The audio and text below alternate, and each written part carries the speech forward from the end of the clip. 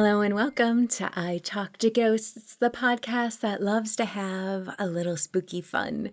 And tonight, the ghosts are right here with us as we explore tales of playful, pranking spirits.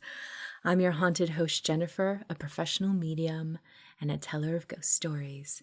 And tonight, after those stories, I have a new in-studio medium reading to share with you, as well as a specific message from the spirits that may be for you, dear listener. Grab a candle and join me at my seance table later. But first, with April Fool's Day soon to follow, there are a few ghosts who'd like to join in on the pranks. The stories begin now.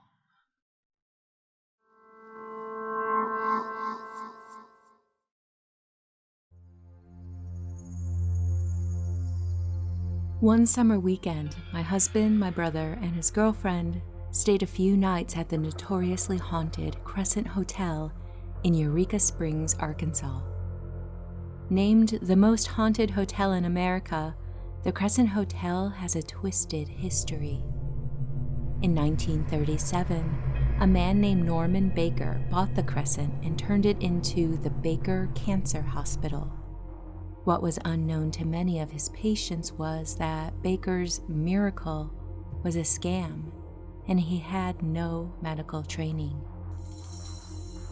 Once again a hotel, we booked room 101, which was said to be Norman Baker's office when he ran his hospital.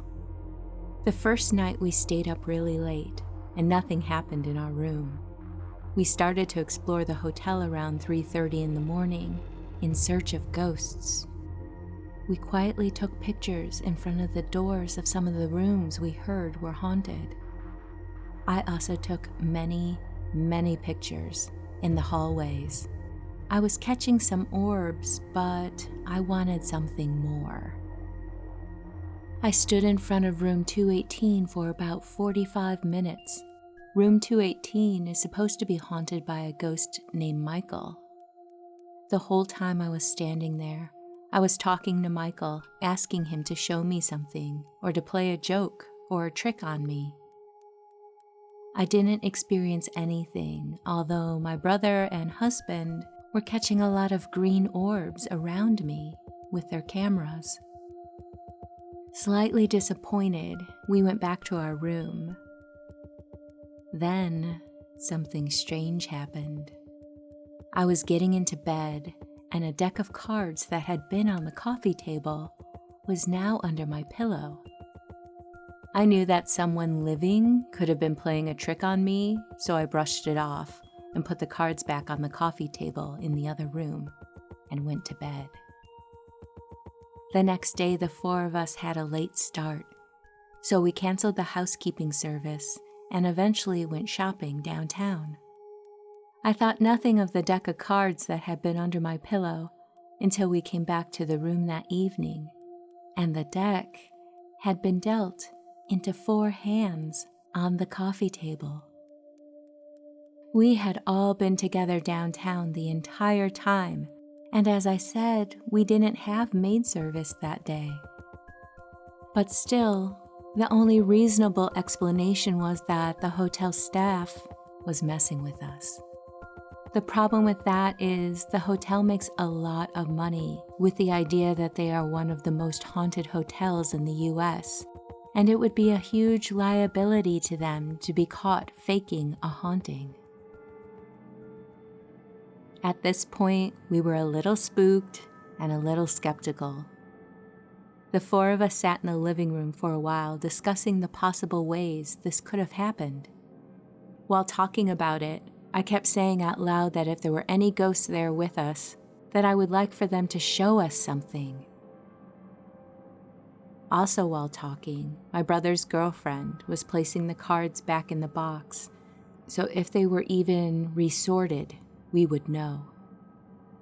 She placed one joker on top and one joker on the bottom. Then she put the deck of cards back to the middle of the table. My husband was convinced it was the hotel staff, so he set up a small trap with an empty water bottle. He placed the bottle against the door. If someone didn't know the bottle was there and opened the door, they would knock it over. Even if they set the bottle back, they wouldn't know exactly where it had been. We also took a ton of pictures so we could later inspect the position of the water bottle. That night, we went out for dinner, and a few hours later, we returned to the room. My husband unlocked the door slowly and reached in with just his hand to take a ton of pictures before disturbing the bottle. We entered the room. What we saw was unexplainable. There was a row of cards spread out in front of the door, face down, with 2 jokers facing up, while the rest of the cards were still in the box on the coffee table. No one had disturbed the water bottle. That night, we wanted more proof. We wanted something to happen while we were in the room. Nothing did. That morning, my husband awoke even more skeptical since nothing happened while he was in the room. I was the last person in the bathroom before my husband went to take a shower. While he was in the shower, my brother, his girlfriend, and I went to breakfast. My husband met us about 30 minutes later, and he was a little upset that we were messing with him. He accused us of writing something on the mirror before we left the room. We didn't.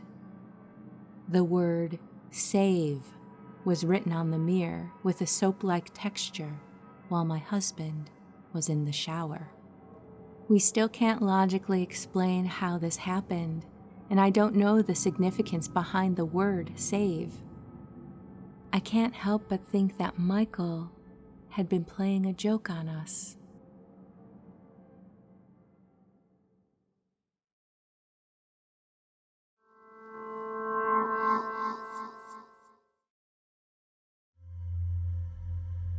Some months ago, I was looking for a watch that my grandmother had gifted me. I remembered putting it in my jewelry box, and a couple days later, I couldn't find it. I looked through the whole room, but it was nowhere. 2 months passed and my grandmother had asked about the watch. I told her I needed to have it adjusted because it didn't fit me, and she told me she could fix it for me and told me to go look for it. But of course, I didn't know where it was. After that, I cleaned my bedroom and closet again, hoping to find it. I asked my partner to help, and we looked absolutely everywhere, especially the closet, because this is where I always put things and forget about it until later. But alas, no watch. I thought to myself, I'm never gonna find that watch, and I kinda gave up looking. A month passed, and I opened the closet to look for a jacket I had thrown in there, and the watch was literally right in front of my eyes. I quickly called my partner and showed her, and she asked me where I had found it, and I explained what happened. I asked her if she had anything to do with it, like maybe she was playing a prank on me, but she told me she hadn't found the watch or placed it there. Some days ago, my partner's headphones went missing. We looked on the bed, under the pillows and blankets, on the vanity, in the drawers, all of my full and empty purses. We also looked in her purse, and they were nowhere to be found. My girlfriend remembered she can find them with her cell phone's Find Me feature, and it said she had left them at work. Later on, she was looking for something else in her purse, and I was on my phone when we both looked up, and her headphones were right there in the middle of the bed. I asked her if she had found them, and she swore she hadn't, and asked me if I had put them there. This time, she thought I was playing a prank on her, but I wasn't. Then she said, "What if there's a ghost?" Which for some reason made me think of some other things that had gone missing some months ago. which were then found in my closet. I think she's right. I think we have a ghost who likes to play little pranks on us.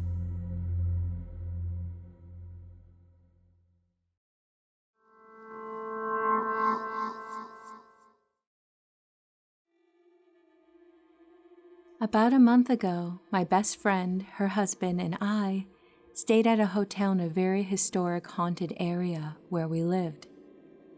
We decided it would be fun to do the Estes method with our spirit box. If you don't know what that is, it's a ghost hunting technique you use with a spirit box. One person puts on a blindfold and noise-canceling headphones plugged into the box, and they repeat only what they hear through the box, while others ask questions to the spirits you're trying to contact. We started off with my husband being the one isolated with the spirit box, asking typical questions like, "Is there anyone here with us?" We got a few responses, but nothing too impressive. We did this for about 30 minutes until we let my best friend try to be the spirit box receiver. This is when things got weird. Me and her husband asked if anyone was here and would like to speak, and immediately she said, "I'm here." We asked who, and she said, "It's Pat." Now, earlier that day, we used a paranormal phone app to contact spirits, and we got the name Patrick, so we assumed it might be him again. We kept asking questions, and she randomly said, "I'm the one who took your phone." Earlier, when we did use the phone app, her husband had misplaced his phone. Looking everywhere, he tore the bed apart and walked away to come back to find it sitting right on the bed in plain sight. At this point, we were screaming and laughing like, "No way, these responses are too accurate." I made the comment, he pranked us. And my best friend, not being able to hear a word I was saying due to the headphones, replied, "Yeah, it was just a prank." It could have all been a coincidence, but it was such an exact response. After that, we started getting a lot more responses and conversations with more spirits, but Patrick was the most playful.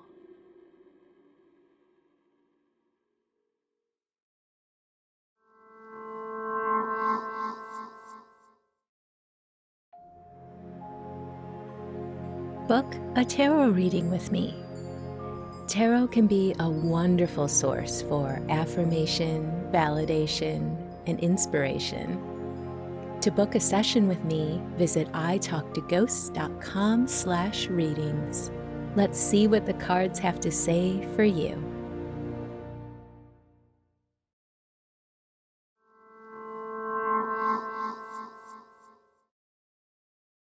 Hello and welcome back to I Talk to Ghosts. My guest this evening is Felicia. Felicia, welcome to the podcast. How are you doing?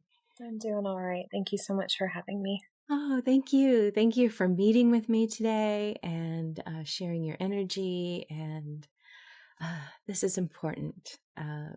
So I'm going to jump right into it. First impressions for me.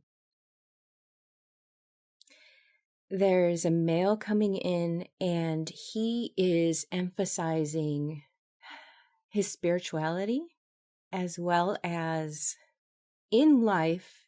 I'm feeling this sense of connectivity with people. Relationships were important.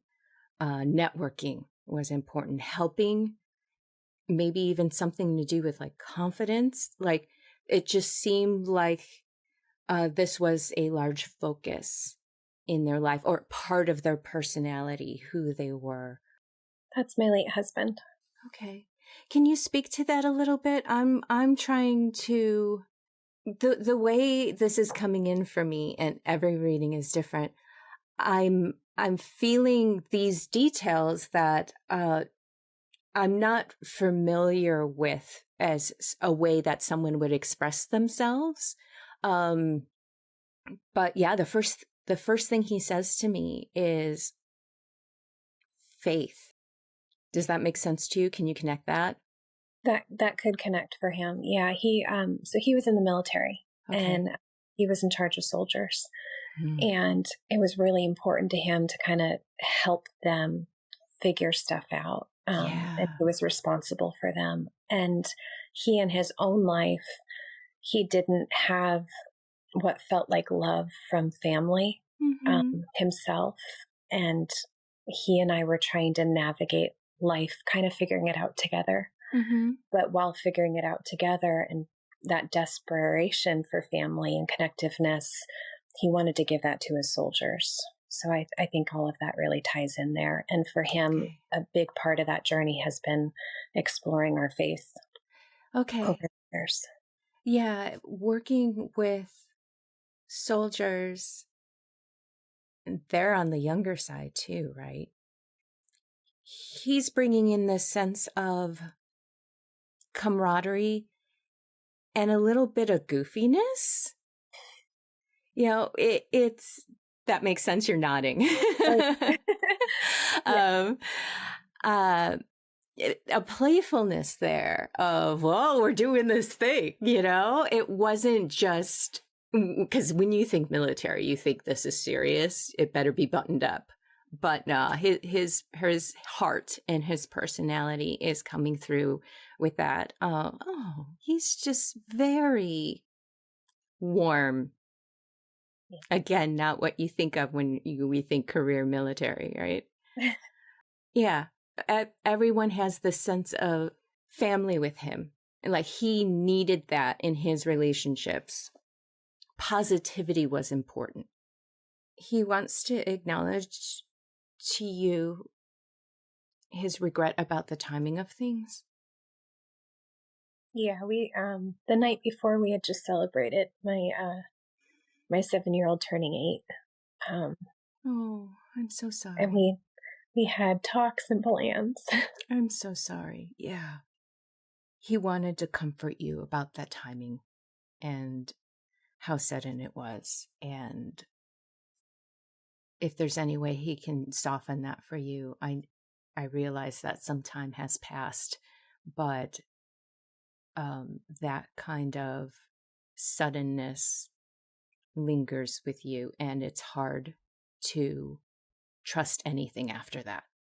He wants to bring in that element of faith again and spirituality. It's easy to disconnect or feel rejected from your spirituality when something like this happens. And he wants to vocalize that he's still here with you, baby. And if anything, he has this quirky sense of, can't you tell? You know, that don't let this disconnect you. Let it, gosh, if he could help reinforce your faith, he wants to do that, fortify you. Does that make sense? Yeah. Is there someone coming through with him? Probably. Someone younger? Yeah. Okay. I could be mixing this up terribly, so I apologize. Was there some kind of issue? So I had a 14-year-old, and she had a lot of struggles. She had a lot of things that she had to try to navigate through. Mm-hmm. Okay. Because it's coming through like stop, start, stop, start, stop, start, stop, start. Does that make sense? I think so. Yeah. It wasn't until the very end that we finally got some diagnoses, like ADHD and other struggles that she was dealing with. I'm seeing a lot of bright colors around her. think she had a lot of vibrancy. Did Yeah. she like bright colors too?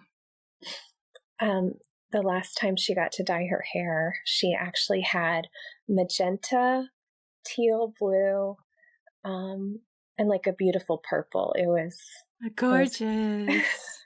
Yeah. Okay. I see her collecting things too, like being drawn to things that had color. Honestly, so I've heard this one other time before from somebody else too with the bright colors with her. And I actually think it's her energy and just her vibrancy and passion.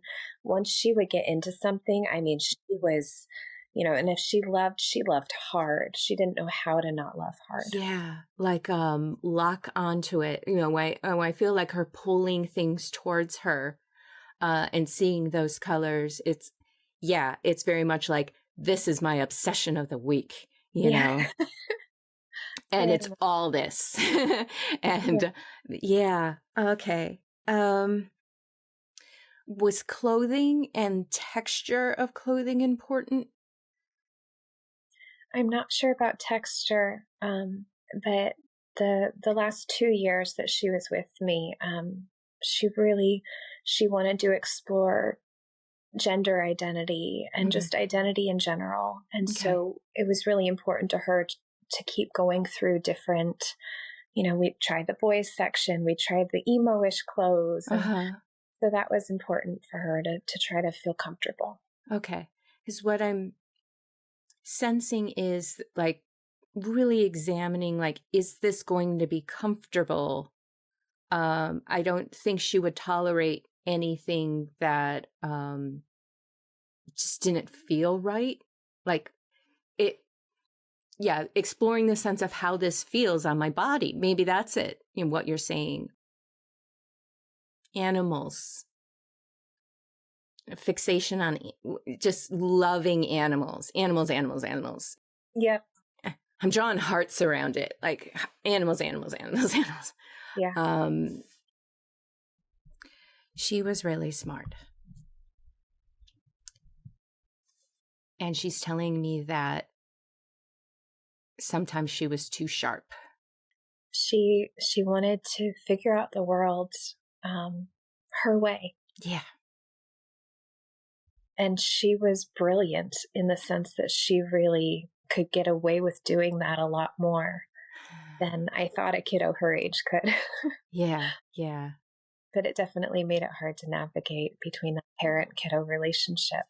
That push-pull. She wants to apologize for the resistance that was going on there.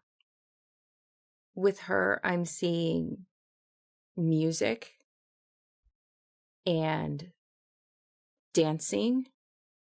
There's a lot of motion with her.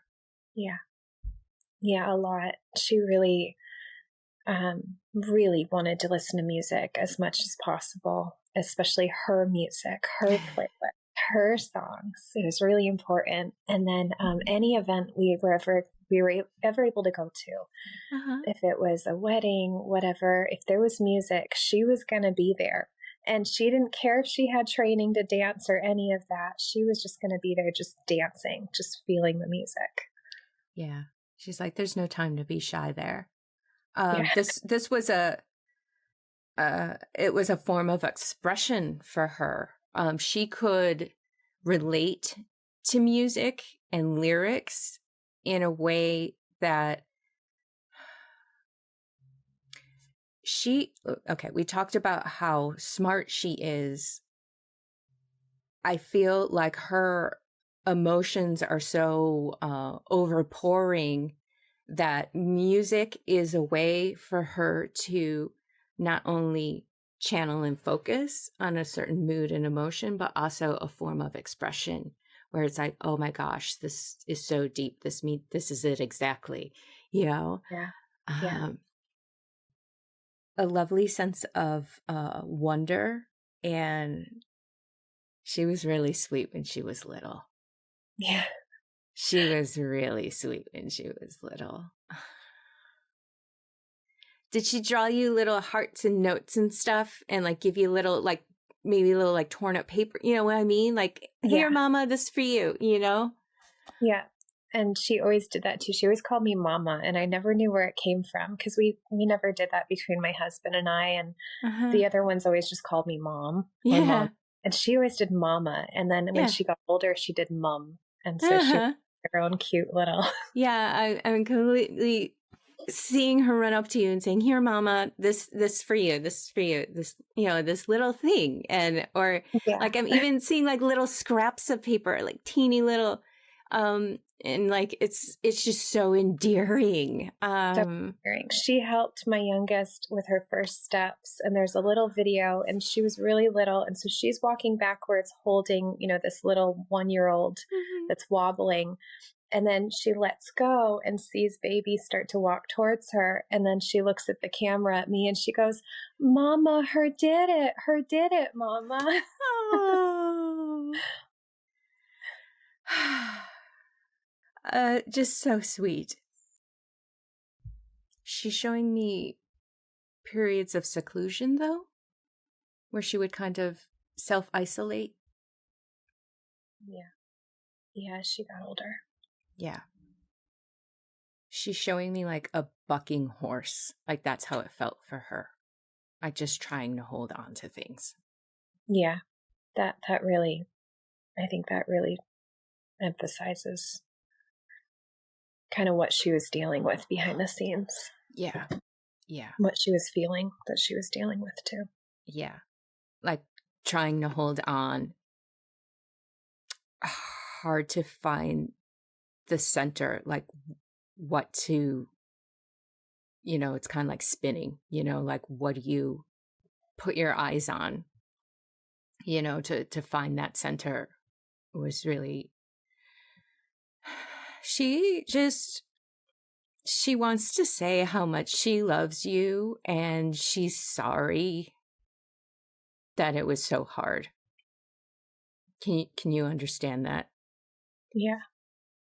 She focused on the wrong things sometimes, and she just wants to acknowledge that brilliant brain that she has and how amazing you were, and please don't blame yourself.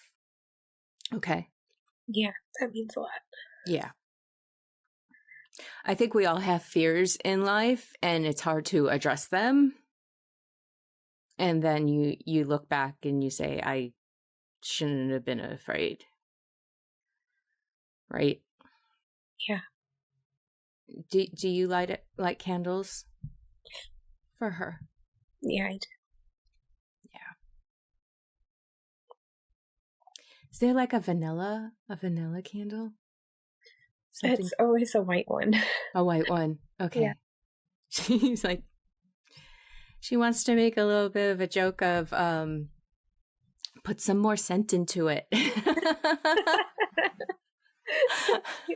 All right, touche. Yeah. I'll get from that. I don't know if you can like tie that into her personality or not, but she's just kind of like, all right, come on. Or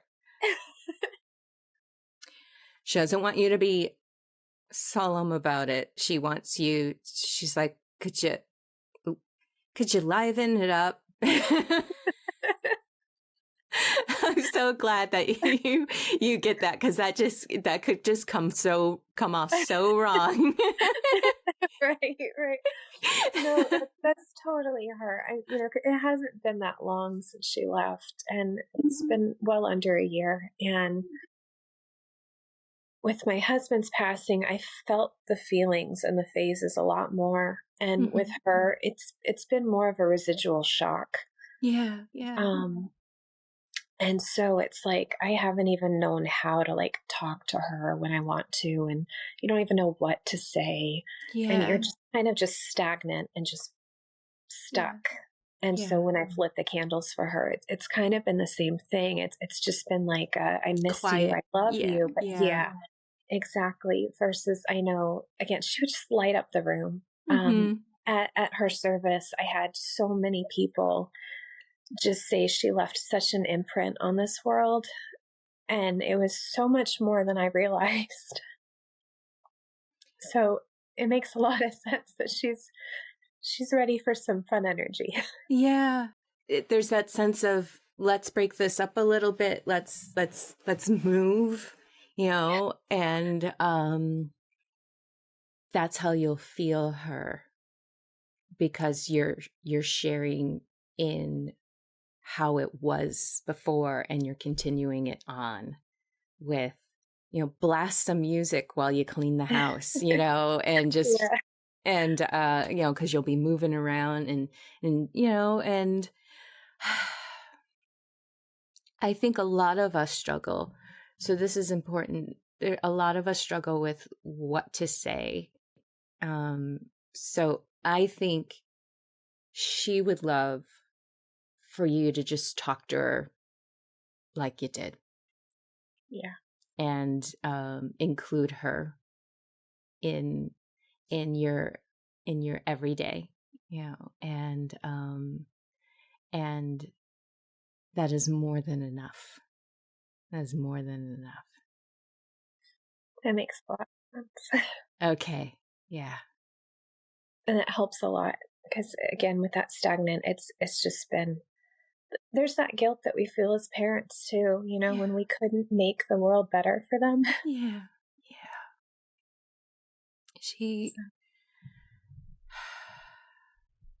She's encouraging you to meditate. Do you meditate? And go ahead. She thinks you're so capable of going deep. So she wants you to connect with yourself as deep as you can and be there. She thinks you're wonderful for seeing her and all of your kids. And that she appreciates how present you are and how valuable that is in life.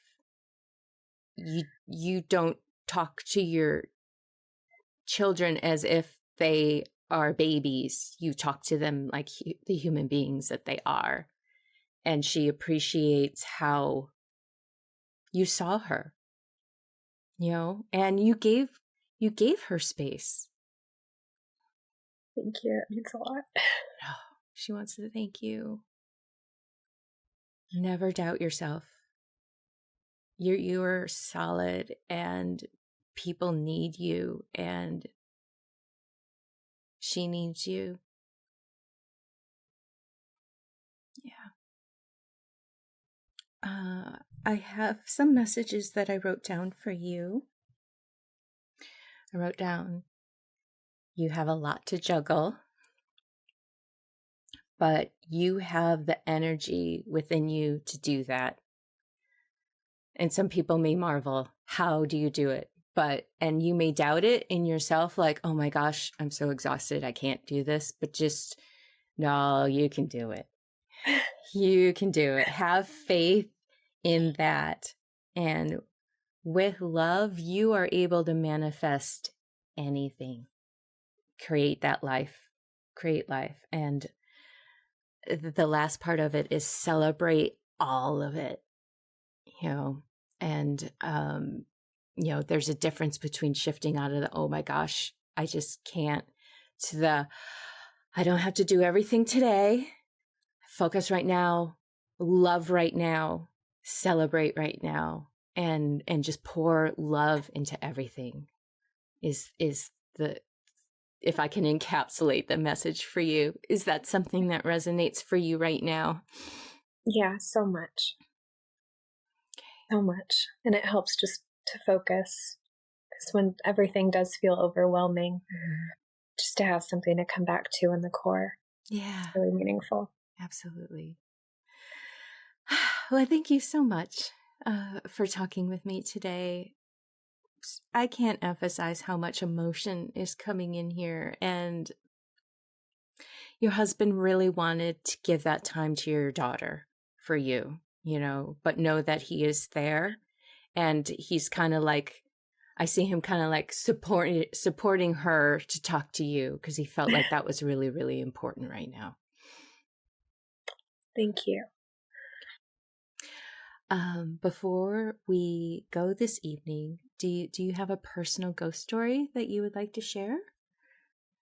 So if I think of personal ghost story, I think of actually the couple weeks following when I lost my husband. Listener ghost story.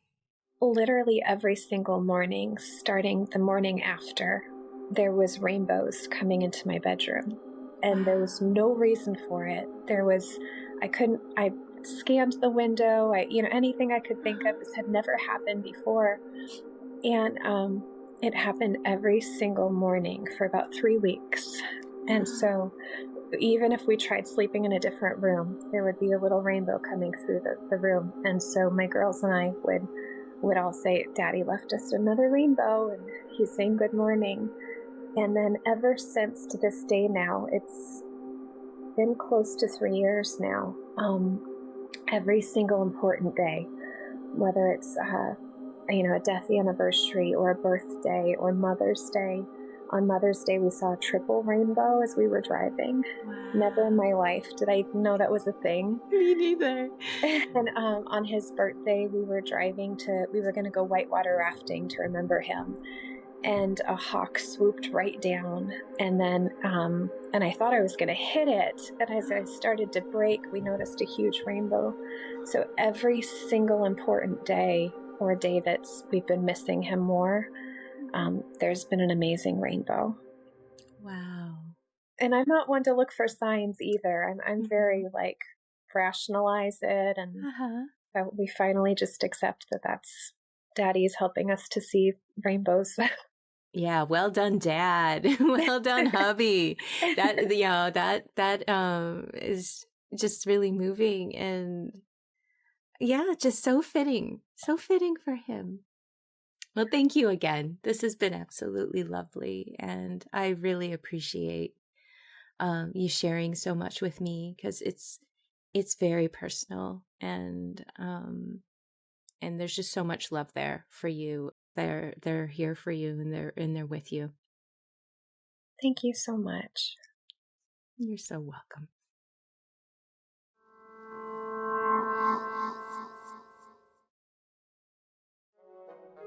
Would you like a free spirit reading with me and record your reading for the podcast? Sign up for your chance to be selected by visiting italktoghosts.com/guest. And as an added bonus, if you don't want to leave your reading up to chance, I'll let you in on a secret. There's a discount offer to book a private session with me, so you can book a date and time for certain. Visit italktoghosts.com/guest for more details. Hello and welcome back to I Talk to Ghosts. I have a message from the spirits this evening for someone listening to the podcast. So thank you for joining me in the candlelight. Tonight, as I do spirit work, I have with me an herb called skullcap. If you're not familiar with skullcap, it's often put in tea to help with sleeping. It's also known for its magical properties in aiding with divination. I'm going to ground in center. Going to call a spirit close. Tonight I have with me someone's mom, because this is such loving and nurturing energy. It's very obvious. She is sharing with me that you had a lovely adult friendship together, and something comforting and specific is you two had this standing agreement that if the weather was forecasted to be bad that day, like terrible downpour rain, the two of you would get together and make some tea and play Scrabble together. And there is so much love and comfort feeling this. It's so beautiful, the relationship the two of you have. So please know that she is still with you and offering that energy. She's sharing with me that she passed away from stomach cancer and that your constant presence helped her so much during that time, and she wants to thank you for that, for being there with her. And she knows it was really difficult for you too. And her message for you tonight is a simple one with love. She wants you to consider taking more time and comfort with your hobbies. She's showing me that you create things through craft work and that it's really wholesome for you to do this work. And we push the need for self-care activities and things that we deem not productive for other things in life to have priority instead. She just wants you to take a little breath and contemplate that the small things that you do that you consider just hobbies or things you can do in your little free time actually matter a lot and are important, and that you can push them up a little bit in the priority list of life. I'm gonna leave it at that. Just know how much she loves you and how much you are still connected. I hope you are aware of it, because she is very much around you and near you and part of you. If this message connects for you, please reach out, because I would love to know. Thank you.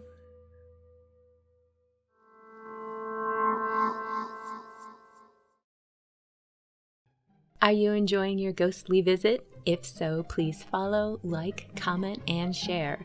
The ghosts may be talkative, but they are lousy at marketing, so every click helps. Tell your friends, and please leave a kind review so that others might join us. The spirits and I thank you.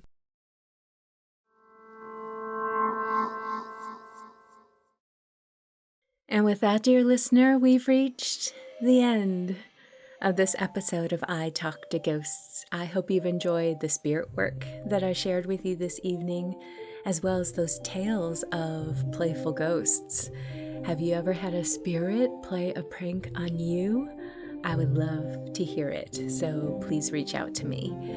In the meantime, wherever you wander off to in this world or the next, just remember, come back and visit with me. Have a lovely evening and good night.